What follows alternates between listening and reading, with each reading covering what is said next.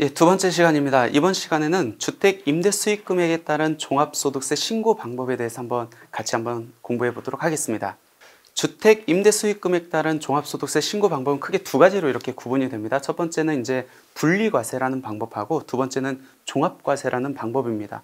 말 그대로 분리과세는 우리가 종합소득이 원래 종합, 그러니까 이자, 배당, 사업, 근로, 연금, 기타 소득이 있었을 때 같이 합해서 신고한다고 해서 이제 종합소득이거든요. 근데 이와는 반대로 분리과세는 이런 소득이 있음에도 불구하고 같이 합산하지 않고 따로 계산한다라고 해서 이제 분리과세라고 합니다. 그러면 어떨 때는 분리과세로 하고 어떨 때는 종합과세로 신고를 하느냐? 그게 수익금액에 따라서 다릅니다. 즉 주택 임대 수익금액이 2천만 원 이하인 경우에는 분리과세나 종합과세 중 납세자가 선택할 수 있어요. 근데 금액이 2천만 원을 초과한다. 그럴 경우에는 무조건 합산해서 신고해야 되는 종합과세로 이제 신고를 해야 되는 겁니다. 중요하겠네요. 주택 임대 수익 금액이 2천만 원 이하인지 아니면 초과하는지 여부에 따라서 내 신고 방법 자체가 달라질 수 있겠네요. 그래서 제일 먼저 이번에 이제 소득세 신고를 하면서 특히 주택 임대 소득과 관련돼서 먼저 체크해야 될 부분이 주택 임대 수익금이 얼마인지를 먼저 체크를 해야 됩니다. 그럼 주택 임대 수익 금액은 어떻게 산정을 하느냐? 세 가지를 합해 가지고 산정을 한다라고 보시면 될 것 같습니다. 첫 번째가 임대료죠. 월 임대료 곱하기 월수. 이건 뭐 그렇게 어렵지 않게 산정할 수 있을 겁니다. 두 번째가 보증금이 있었을 때 그 보증금으로 수익 금액을 산정하는 간주 임대료라는 게 있습니다. 얘가 이제 계산이 조금 복잡할 수 있습니다. 그러니까 월 임대료로 인한 수익 금액, 간주 임대료를 계산한 수익 금액, 그리고 마지막에 관리비 수입을 같이 포함해야 됩니다. 관리비도 주택 임대 수익 금액에 들어갑니까? 들어가는 게 맞습니다. 근데 모든 관리비가 들어가는 건 아니고 공공요금으로 나가는 것들이 있잖아요. 예를 들어서 전기료라든지 그다음에 그런 것들은 이제 다 배제가 되는 거고 관리비로 내가 지급하고 있다라든지 공공요금을 초과해서 지급받고 있다라는 금액들은 수익이잖아요. 임대 사업자 입장에서 그렇게 수입으로 잡히는 것들은 대납용이 아니기 때문에 같이 주택임대 수익금액에 포함돼야 된다. 근데 많이들 신고를 관리비는 이제 제끼고 이렇게 신고를 하고 있죠. 그래서 실무상에서는 월 임대료하고 간주 임대료 그 두 개의 수익 금액을 값해가지고 최종 수익 금액을 산정하고 이 금액에 따라서 분리로 갈 건지 종합으로 갈 건지를 따지고 있다라고 보시면 될 것 같습니다. 특히 월 임대료 같은 경우에는 중간에 임대가 들어올 수도 있잖아요. 예를 들어서 7월 1일 날 새로운 임차인이 들어왔습니다. 그동안은 이제 건물이 공실로 있었다라고 가정을 하고 그럼 어떻게 계산되죠? 7월 1일부터 계산을 하면 되는 거죠. 내가 2주택자였는데 이번에 종부세 부담이 많이 늘어나요. 그렇기 때문에 6월 1일 이전에 한 채를 팔았습니다. 그러면 6월 1일 이후부터는 나는 한 채밖에 없네요.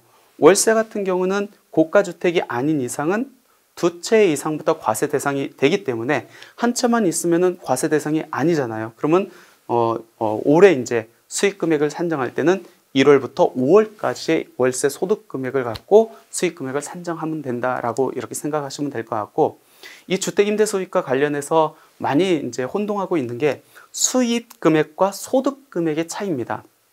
수입 금액은 뭐냐면 경비를 차감하기 전에 임대료를 갖고 수익 금액이라고 이렇게 생각하시면 될 것 같고 우리가 임대 수입이 있으면은 제반 비용들이 있잖아요. 공인중개사 중개 수수료도 나가야 되고 이자 비용도 나가야 되고 수리비도 나가야 되고 이 경비들을 뺀 나머지 이익에 대해서 세금을 내거든요.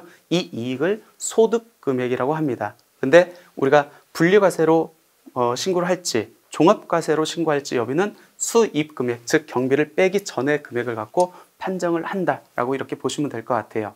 그러니까 중요한 게 월세 임대료 수익 금액은 뭐 산정이가 그렇게 어렵진 않은데 문제는 간주 임대료입니다. 먼저 간주 임대료는 모든 상황에서 다 뭐 보증금이 있다고 해서 신고 들어가는 건 아니고 기본적으로 세 채 이상의 임대 수익 금액이 보증금이 있어야 됩니다. 그 세 채를 판정할 때 소형주택, 즉 전용 면적이 40제곱미터 이하이면서 그 다음에 공시가격, 즉 개별주택 가격이나 공동주택 가격이 2억 원 이하인 경우에는 두 개의 AND로 충족해야겠죠. 그럴 경우에는 그 간주임대료 과세 대상에서 제외된다. 그거를 제외하고 나머지 주택이 세 채 이상인 경우에서 간주 임대료 과세 대상이 된다라고 이렇게 보시면 될 것 같습니다. 내용이 좀 복잡하니까 사례를 갖고 같이 한번 볼까요? 케이스 1입니다. A, B, C, D, E 5개의 주택이 있는데 이 중에서 C, D 3개가 소형주택이라고 가정을 해볼게요. 그러면 소형주택은 내가 월세 수입은 없고 다 전세를 줬습니다. 그럼 소형주택은 간주 임대료 과세 대상에서 제외한다고 했잖아요. 그러면 과세 대상 주택 수는 A, B 주택 2채겠네요. 그러면 간주 임대료 신고합니까? 안 합니까? 3채 이상부터 신고하기 때문에 케이스 1에서는 신고 대상이 아니다. 근데 케이스 2 같은 경우는 소형주택을 제외를 하면은 A, B, C 3채가 남네요. 그러면 당연히 이 3채의 보증금을 합해가지고 간주 임대료를 계산해서 세금을 내야 된다. 근데 이때 소형주택에서 제외된 주택의 보증금도 같이 포함해서 신고를 해야 됩니까? 라는 질문을 많이 하시는데 과세 대상에서 제외되기 때문에 D, E 소형주택의 보증금은 포함되지 않고 과세 대상인 A, B, C의 임대 보증금만을 갖고 신고를 하면 된다라고 보시면 될 것 같습니다. 예를 들어서 사례를 한번 들어볼까요? 어떻게 이제 간주 임대료를 계산하는지. 예를 들어서 3채 이상입니다. 그 3채 이상의 그 보증금을 다 합합니다. 합해가지고 3억 원을 차감을 하고 거기에다가 60%를 곱한 다음에 그 다음에 정기예금 이자율을 곱합니다. 그 정기예금 이자율을 곱하면은 우리가 이제 간주 임대료에 대한 수입 금액이 나옵니다. 솔직히 그렇게 많이 계산되는 건 아니에요. 근데 문제는 내가 주택이 한 채만 있는 게 아니고 여러 채 있을 거고 또 여러 채 있는 와중에 공동으로 소유한 주택이 있을 거란 말이에요. 그러면 내 주택만 갖고 있으면은 다 합한 다음에 3억 빼고 그 다음에 60% 곱한 다음에 정기예금 이자율을 곱하면 되는데 공동으로 소유한 것 같은 경우에는 어떻게 3억을 뺍니까? 라는 문제가 발생할 수 있어요. 간주 임대료를 계산할 때 공동소유 주택 같은 경우는 그 공동소유 주택에서 바로 3억 원을 뺍니다. 그러면 내가 개인 명의로 단독으로 갖고 있었을 땐 다 합한 다음에 3억을 빼는데 공동은 공동 따로 해서 3억을 빼니까 조금 더 개인으로 소유하고 있는 것보다는 훨씬 유리한 면이 있겠네요. 왜 그러면 공동 사업장이기 때문에 단독 사업장하고 별도 구분해 가지고 간주 임대료를 산정해야 되기 때문에 그렇습니다. 사례를 한번 보도록 하겠습니다. ABC 주택 3채를 갖고 있어요. 근데 그 중에서 한 채가 이제 공동으로 이제 소유하고 있습니다. 갑과 을이 공동으로 소유하고 있다라고 볼게요.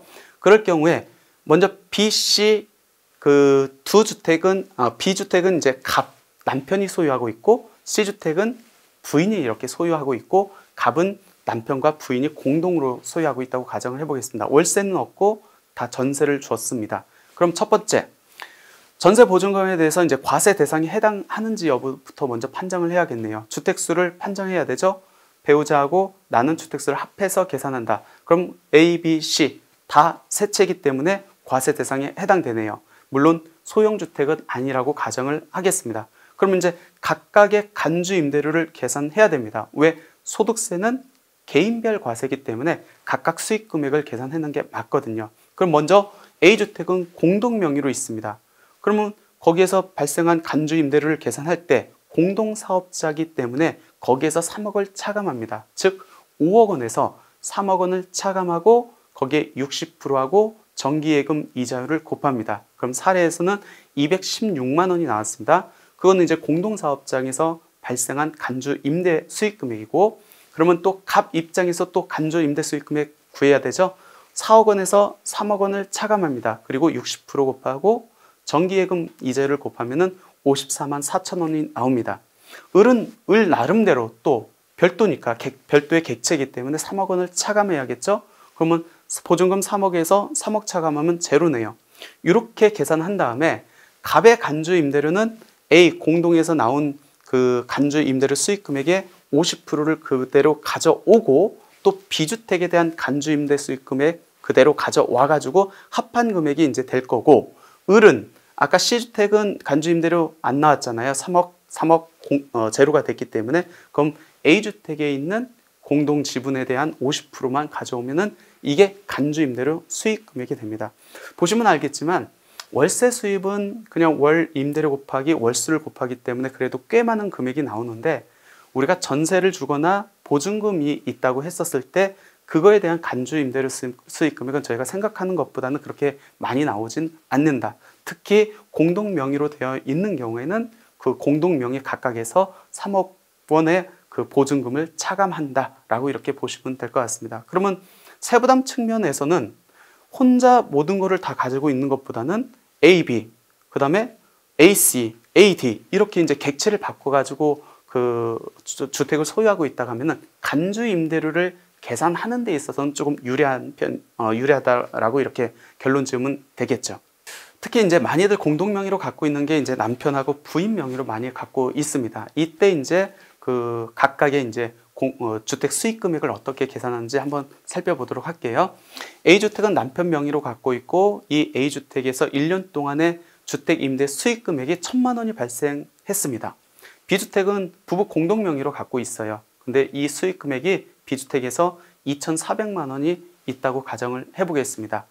종합소득세는 개인별 과세예요. 각각의 수익 금액을 따져가지고 그 수익 금액을 갖고 분리과세인지 종합과세인지를 분류를 해야 됩니다. 그럼 A 입장에서 A 단독 명의로 되어 있는 A주택 1,000만 원의 임대 수익 금액하고 그 다음에 공동 명의로 2,400이 있으니까 이 2,400의 50%인 1,200만 원을 합하면은 2,200만 원이 나오겠네요. 그러면 남편의 주택 임대 수익 금액은 2,200만 원이기 때문에 분리과세로 갈 수가 없겠죠. 무조건 종합과세로 가는 거고 부인 입장에서는 부인 거, 즉 공동 명의의 50% 1,200만 원이 그대로 오기 때문에 2천만 원 미만이겠네요. 그러면은 2천만 원 미만이기 때문에 부인은 종합소득세, 주택 임대소득에 대한 종합소득세를 계산할 때 분리과세나 종합과세 중 둘 중에 유리한 거를 선택해서 신고하면 된다라고 이렇게 보시면 될 것 같습니다. 가끔씩 이 부부 공동 명의의 주택 임대 수익 금액이 2천만 원이 넘기 때문에 설령 배우자 입장에서 부인 입장에서 부인한테 지분율에 해당하는 수익 금액이 2천만 원 이하라 할지라도 종합과세로 가야 되는 거 아닙니까? 라는 질문을 하시는데 그렇지 않아요. 그러니까 주택 임대 수익과 관련된 거는 각각 개인별 수익 금액을 산정해 가지고 그 수익 금액을 갖고 분리인지 종합인지 여부를 판정하면 된다라고 보시면 될 것 같습니다.